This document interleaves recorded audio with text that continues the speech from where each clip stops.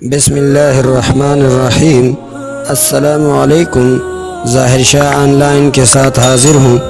شیخ الحدیث مولانا زکریا رحمۃ اللہ علیہ نے فضائل درود شریف میں لکھا ہے کہ ایک آدمی رات کو سونے سے قبل روزانہ درود شریف پڑھتا تھا۔ ایک رات اس کو خواب میں نبی کریم صلی اللہ علیہ وآلہ وسلم کی زیارت نصیب ہوئی۔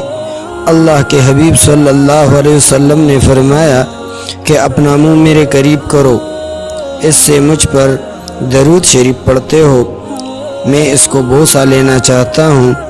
اس نے اپنا رخسار نبی کریم صلی اللہ علیہ وسلم کے قریب کر دیا، چنانچہ اللہ کے محبوب صلی اللہ علیہ وسلم نے اس سے بوسہ لیا۔ اسی وقت اس کی آنکھ کھل گئی۔ جیسے ہی آنکھ کھلی پورا گھر مشک کی خوشبو سے مہک رہا تھا۔ اس کے بعد 8 دن تک اس کے منہ سے خوشبو آتی رہی۔